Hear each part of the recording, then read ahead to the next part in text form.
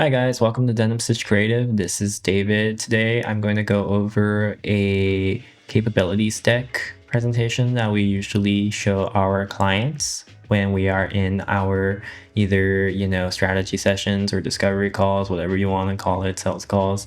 When we're in those sessions, we usually pull this document up and it's sort of like how you see it right here. This is usually how our Zoom or our Google Meets window ends up showing up to clients. I call it the presentation mode, where I'm just quickly briefing them over sort of our company capabilities, and they kind of get a better understanding of us as a video production company. It's also a really just cool thing to see during a discovery call instead of just a face. So I'm going to quickly go over what our capability deck looks like here, at least at the part that we show clients. It starts with opening up on a logline for our company that's basically fueling brands and agencies with unapologetic narratives that drive engagement. So let's dissect that a little bit. We knew that as a company, what we wanted to do is obviously help brands and agencies, so creative agencies, agency owners. We wanted to work with brands and businesses. Essentially, one of our models here at DenimStitch Creative is stitching the essence of who you are and what you stand for. And that is reflected in our second line of unapologetic narratives. So we want to create video storytelling pieces that not only we are proud of, but our clients can be proud of as well and back up behind. And it's not just, some flashy gimmick that doesn't represent who they are as a company. So the voice and the tone and the messaging all needs to be something that both parties feel, that is transferring that message to the audience, or the tribe as we like to call them. And the final part is drives engagement, right?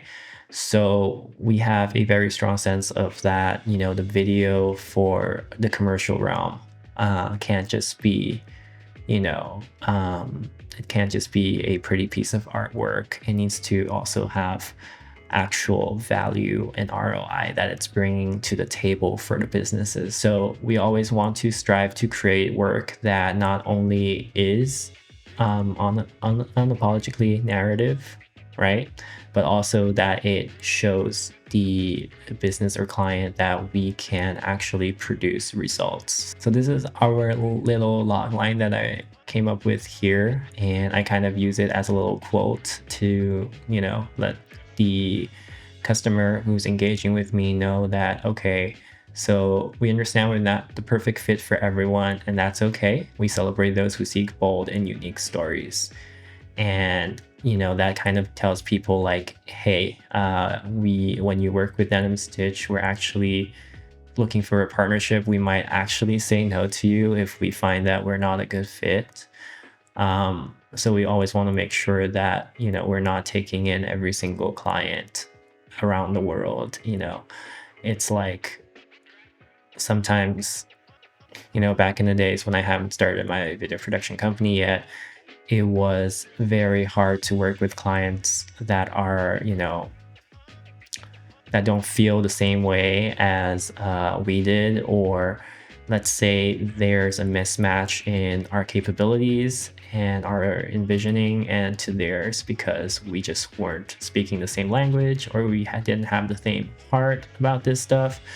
And, there's a disconnect there. And we just want to always let our clients know upfront, or our potential prospects to know upfront that, hey, we don't want to force a sell on you guys. We just want to work with you if we're a good fit, right? And we'll be happier, you'll be happier, the results will be better, you'll get a better video out of it because our aesthetics and your ideology all match up. So that's kind of why we leave that line there as a bold, under the yellow opening. And then we follow it up with another sort of tagline, and it's not about trends, it's about truth. DenimStitch is a movement for brands who break the mold with authentic video storytelling. We help brands stitch flashy gimmicks and connect with audience on an emotional level, stitching the essence of who you are and what you stand for. And that is, our motto. Spark genuine connections through genuine video. Your brand is your revolution and your audience is your tribe. We've given words to, certain things because that's how we feel about them. Nurturing a brand is like nurturing a faith or religion, and then your audience are sort of your followers or tribes. And to some degree, I think there's truth in that. Disagree with me if you want. But essentially, the statement just kind of gives them a more reinforcement of what we're about, because I always want to make it clear that we're not going to create the most flashy edits or things like that, but we will be bold and genuine in our storytelling. And I used to be a gaffer, so I'm a big stickler for lights, and I'm a big stickler for sound. So these are all things that I actually care about. Nothing against people who do flashy videos. Editing skills, I think they're great and there's a purpose for them. And then there's a brand that definitely can utilize that, get their message to them. But I just want to work with ones that actually care about being bold and genuine and focusing in on their story rather than focusing on how to move the camera, like Michael Bay or something. So below that, we have sort of our little stamps of approval from our different clients. So this is a section of clients that we've worked with that we've put on our website as well. So as you can see here, I used to work for UC San Diego. So UC San Diego's there. I also graduated from there. Be Good Restaurant and Experience is there. That's one of our longest clients so far. So they've been with me ever since before I even got out of college. And then we have other clients that we have there essentially to show people the sort of capabilities that we work with. Like I said earlier, we work with high-level business coaches and agency owners as well now. So we have Swarm System Alt Agency. That's cool. Shout out to Casey Richardson, the real OG here. So if I pull this to the side, you'll actually see that we also worked with Moz, which is a big one for us. They're a huge SEO company in the UK. That was purely by accident that we landed by luck that we had them, and we're grateful that we do. Essentially, this is sort of how how we show off some of our clients to people, and so they know that we've worked with other brands before, and so they know that we have some sort of social proof or credibility, and we've have success in working with these clients. Below that, it kind of goes over our process. And I mean, the video production process is pretty standard all throughout the board. Sometimes I've seen other companies call it by different names just to spice it up. Essentially, it's usually, broken down in the way of pre-production, production, and post-production, or we would call it, creative development, execution, post-production. I still call post-production because there's no better way to call it. But essentially, our process is something I'd love to explain here. I feel like sometimes, newer clients who haven't done video yet are kind of confused about how video production works in general. So at DenimStitch Creative, we specialize in crafting compelling video content that forges genuine connection, blah, blah, blah. That's, that's just fluff. Let's read the actual thing, which is creative development phase. And that's essentially pre-production. So we would have a content strategy session. That's where we, kick off a meeting with the client. We get to know a little deeper on what your brand is about. So kind of getting to know, your story behind your brand, what you're looking for us to do for it. Kind of strategize it's just like an initial meeting where you give us references and ideas, and it's almost like a brainstorming session if you want to think about it that way. Sometimes some clients are just already really clear on what they want. They might have already had a marketing team. They've already done this before with video production teams, and so they have a brief, or we request a brief essentially from them, and sometimes we offer them a questionnaire when we onboard them to get a clear picture of what we're trying to accomplish with them. After that, we go into research and development, and essentially this is when we as a team go into, work mode, and we go, all right, how do we research on this stuff? We need to learn more about the company competitors, what the competitors have done in terms of their creative assets, what videos have they created already, which ones stand out, what can we, look at it and be like, what can we do better? What can we do that's different, and what's something that is in need by their audience and that's on brand for them. So we'll do all that research and come up with a video plan, a video strategy, and then we would send them a director treatment or a video proposal, and essentially we would present it with them on another meeting and onboard them there. And during this situation, and during this scenario, it's like we move up to story development and script revision afterwards. So we'll craft and refine the narrative. After you get an initial idea approved, it still means it's gonna be a couple of rounds before you get the final green light to be like, okay, this is what we're executing. So there's a lot of things that could happen there. We could do storyboards if we needed to. We could do previs. Sometimes we're doing animation. If that's the case, that might come out, right? So if there's like complex motion graphic or animation involved, that might be a good time to have previs or at least have a storyboard so we know what we're doing. Script revision is when we have our creative writer come in and actually look at the script and be like, all right, grammatical error, storyline wise, are we following, sometimes it's like a 3-act structure even. Sometimes it's just, are we communicating all the brand messages that we need to within the premise of the story or the narrative that we're trying to tell. Or if it's just an informational piece that we're getting all the information accurately, described in there and the data. So once we finish all of that, we move on to execution phase. We usually set up a day and we finalize everything, and, we go into principal photography. So, before that we would be doing like logistics. So if it's required for, more crew, if we need to do rentals, if we need to rent out locations, studios, we would do that. And then we would do, also location scouting, which is important if we were trying to shoot in a certain area. And then we would do crew hiring and management on these bigger things. If the in-house team isn't enough, we would bring out extra with outsources. We bring out freelancers that we work with.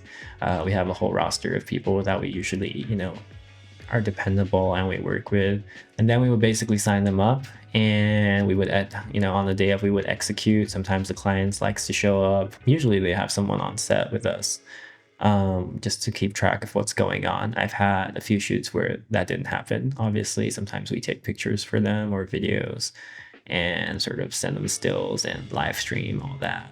It gets crazier. Then post-production is, once we get all the footage, we DIT'd, we backed up everything, and then we start the editing process and the color grade and the sound mixing. Essentially that usually takes weeks before we're finally done mastering it. And then we have our own, client portal. We usually send those out when we're onboarding them, and sort of there's little like description on how to, there's going to be an onboarding. In our onboarding meeting or in our onboarding, we usually give them a dedicated client portal where they're able to see all their assets, the documents that they need to sign and everything like that. During that process, they would also get their WeTransfer portal, which is essentially the same thing as close to the same thing as Frame.io. And all their assets, their video assets would be there for them to review. And the review process is pretty much similar to Frame.io in that regards. And then we would do a handoff and final packaging, and that's after we've cleared everything to ensure like, okay, these are all good to go now. Now we're deciding on obviously the different platforms that it's going to as well, right? So some of them could be in 1x1 for Facebook. Some of them need to be in 9:16 for, you know, stories or reels. Recently, LinkedIn is also doing video reels, so that could be, you know, probably the same thing. We have to check for the sizes if the dimensions are similar. And then we sometimes have post-production supervisors on that for bigger projects. Obviously, it's an extra cost for them, but sometimes the client wants extra security there, just to ensure that, you know, if it's a big project and you might have VFX supervisors, animation, all that, it's kind of required to have a post soup so that they can communicate with you during production, and, you know, the process becomes smoother, and so ensures that we don't do any mistakes on set that would cause post to go into hell. And then right beneath that is sort of just data points of our company. So here we've worked with over 25 brands and agencies, over 2,000 deliverables, 20 successful video campaigns, and, you know, here's a picture of me with my first AC, Angus. So our capabilities, and this is sort of just like to help people quickly see that what we do as a company, aside from the things that they might be requesting. So it's good for future reference for them. So, you know, and it's basically broken down into each phases again, right? So video strategy, story development, script writing, storyboard, logistics, brand storytelling, blah, blah, blah. The type of videos that we execute, right? Corporate, marketing, documentary, event, food and beverage, client testimonials, and post-production. You know, it's like the same things again, essentially, but there is the ability to take those apart. And maybe in another video, I'll show you guys how we've structured our video pricing. And it's basically structured in a way that each sort of stage we can break them down so that people can mix match, or they can just hire us for certain things rather than the whole package, which, you know, some companies, like, we like to work with ones that already have marketing capabilities and video capabilities. So some of them might already have enough of an in-house team to get some of the things settled. Like, they might not need us to execute, but they might need help with coming up with high-level creative development, and that's something we can do separately. Sometimes they've already shot the whole thing and they just want to bring that into post because they don't have a post team, and we can basically, you know, help them out with that as well. Usually once we finish showing these, sometimes we'll show them the case studies, which I'll probably save up for another video. But yeah, today I just wanted to go over one of the documents that we kind of show clients when, you know, we are in our strategy sessions, discovery calls, whatever you want to call it. And hopefully this helps you guys get a better understanding of how we run as a company, of some of the services that we offer. And I'm just gonna, you know, leave it here at that. And thanks again for taking the time to, you know, hang out and watch this video. So, you know, if you're interested in seeing more of this stuff, feel free to follow me. I do not promise I will update because my main job is not, you know, creating these things, but one of my mentors suggested it was a good idea. So I've been slowly doing more of these and recording my, you know, sales calls. Sometimes I'll find golden pieces of me and I'll pull that out and create a little short. Hopefully it's useful. I know people like to dislike stuff like that because it's the internet and it's brutal. But, you know, he said it's a good idea to, you know, start creating these assets and just use it as a channel. So that's what I'm doing here. And hopefully after watching this, you've, you know, found a little bit better understanding of us. If you are looking for help in video production, feel free to give us a call or not. That's okay.